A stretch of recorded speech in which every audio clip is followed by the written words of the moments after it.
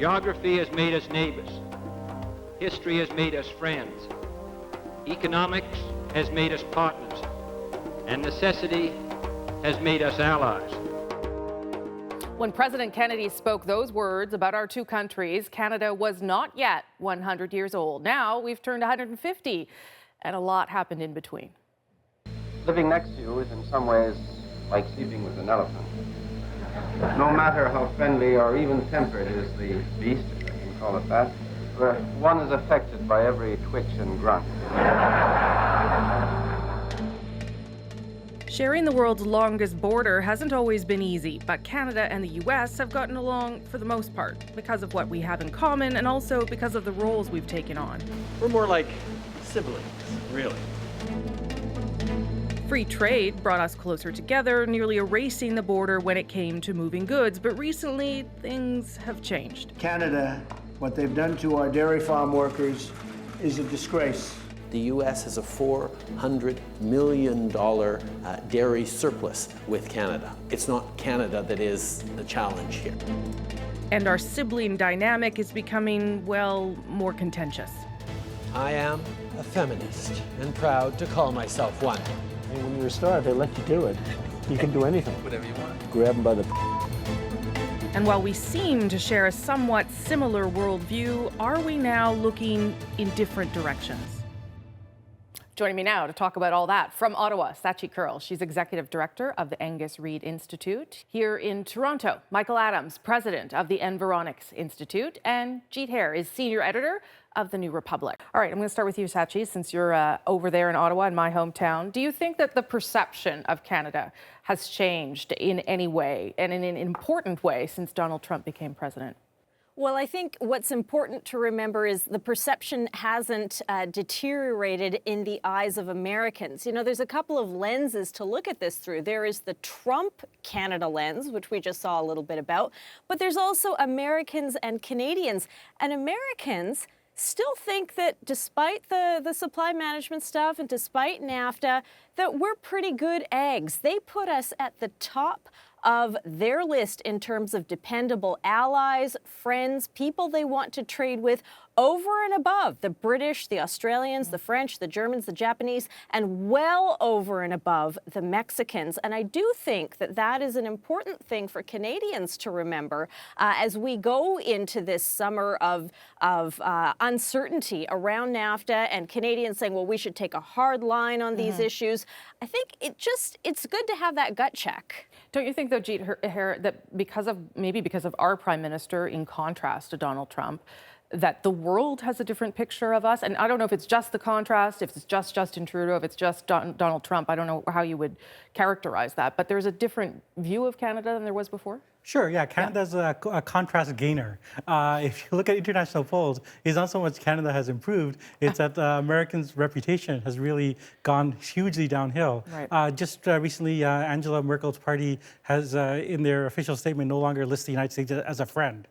Which is a huge change for, center-right party. But I think we can overemphasize this. I think we have to make a difference between nations and regimes. And regimes come and go. I mean, just a few years ago, one could say, Obama was in Washington and Harper was in Ottawa, so Canada's more conservative. Right. So it's about brand, Michael Adams, but it's also about where we're at in a particular place in time. So how would you evaluate sort of where Canada is and where we see ourselves, maybe? Well, I think we do think a lot about ourselves, and asking the question about what the world thinks of us. The world doesn't think about Canada very much,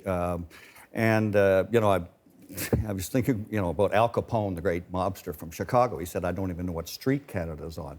I mean, what Americans know about us is that, we don't have guns, we got health insurance, and we're nice sometimes. Of course, they haven't maybe met many of us, but... You don't think that has changed, though, and that this is a government that's trying to push its way onto the international stage in a different way?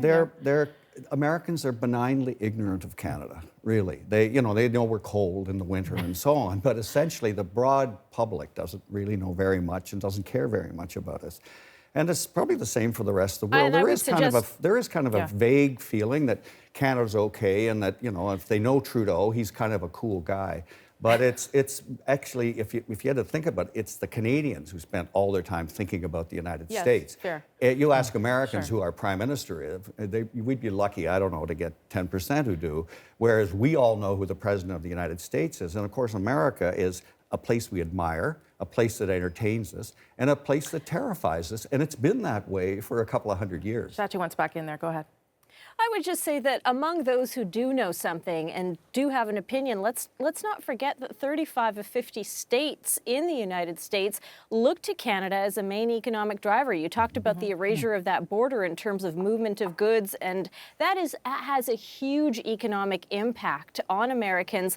And they may not spend a lot of time thinking about us. They've got other issues. They've got some big issues to be dealing with, both domestically and on the international stage. But what they do know, what their perceptions are, yes, there's the niceness, but that is genuine. And there is also a recognition that things like NAFTA have actually benefited both countries, separate from what the politicians would say, separate from what Donald Trump says, and separate from how they perceive Mexico in all of this relationship. They do see Canada as one that is a mutually beneficial partner. Do you think that that's true? I mean, you guys are all really downplaying our country, and I'm sort of surprised because I was under the impression that we were sort of maybe not getting out from under the shadow of the United States, but certainly pushing in that direction. I talked to the PM about it just on Canada Day, you know, about how we're still modest, but we're trying to take up a little more space. I think you're overemphasizing the sort of continuity. There is a real change with Trump. I think going back from Pearl Harbor until last November, there was a sort of America and Canada shared a fundamental foreign policy vision of trying to create a liberal global order. And that's gone. Like, Trump doesn't believe that, whereas Trudeau very much does. And in fact, everybody in Canada does. All the parties are agreed on that. And the Europeans are agreed on that. So I think that division, the fact that Canada is now one of the main players upholding the liberal order, that's a huge change. Sachi, I see your face. Go. What I would say is this: absolutely, from a legal and a convention standpoint, and yes, all parties are in agreement around some of those basic tenets of inclusivity. But I think that we can't kid ourselves or the world stage in terms of Canadian attitudes and the limits of some of this. We are not a country with endless realms of tolerance when it comes to integration. There are still significant pockets of opposition to issues around LGBTQ rights and other rights, and we're not necessarily as on side with things like the Paris Agreement and carbon taxes as we would like to think we are. So yes, we are certainly more compared to the U.S., but that doesn't mean that we're all the way over in some sort of progressive nirvana. That's not the case, and I think there are risks to pushing too far too fast around that. Right, but Michael, the American exceptionalism that everyone talked about that seems to have been replaced by a sort of isolationism is now in contrast to Canada, even though we see states doing different things and pushing in different ways to sort of be part of climate change and fight climate change. So well, they always have been exceptional, and they are an experiment. They're the revolutionary people. We're the counter-revolutionary people. They asked us to join them. They came to Quebec and in 1775, and Quebec says, no, we don't want your religious freedom. We like Roman Catholicism.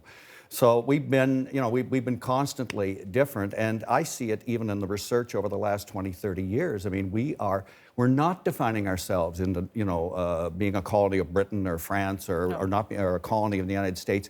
Actually, what's evolved over the last 50 years of the progressive era is that Canada is coming to understand itself in its own terms.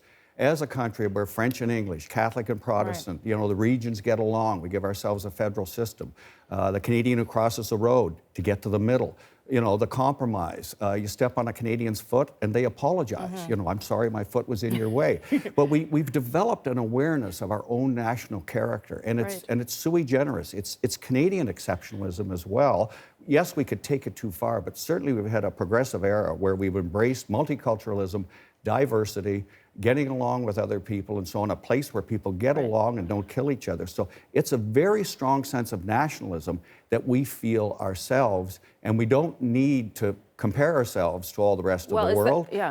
We can look at ourselves, engage with the rest of the world, leverage our power. We're only 35 million people. I think we've got a sense of our own self, what our strengths are, and the many things that we have to do to become even better. Like, of course, do something with regard to truth and reconciliation with Aboriginal people. So here we are, celebrating 150 years, but now we have to apologize. Sorry, we missed out the decimal point wrong, and it's actually 15,000 years. So it's very Canadian to be celebrating the way we are, but at the same time, kind of apologizing in a sense that we still have some ways to go, as Sachi has said. I only have a couple minutes left, but is that what it is then? It's a comfort with our own identity, perhaps in the face of seeing things change dramatically in the United States or elsewhere in the world? Yeah, but also, I mean, it's such a dramatic change in the United States. I mean, I think the Trudeau government is basically treating America as a failed state, where you have to ignore the fictional government and deal with local warlords in California or New York State. Governors in this case, yeah. So I mean, that's a dramatic change. Yeah, Sachi, last word to you on that part, on the identity, and whether we are starting to feel just more secure, maybe? I don't know if that's the word. We are a country where our connection is really predicated on security and stability and the idea of a better life. And so the caveat around that is, yes, yay Canada, yay Canadianness around all of that. But when and if we get to a point where our young people feel like they can't access that Canadian dream, their sense of pride and attachment isn't based in something deeply nationalistic. It's based in that good standard of living. And we've got to ensure that in order to maintain that good feeling, we've got to maintain that good life, too. Okay, Sachi Curl, Michael Adams, Jeet Hare, thank you all, appreciate it. Thank you.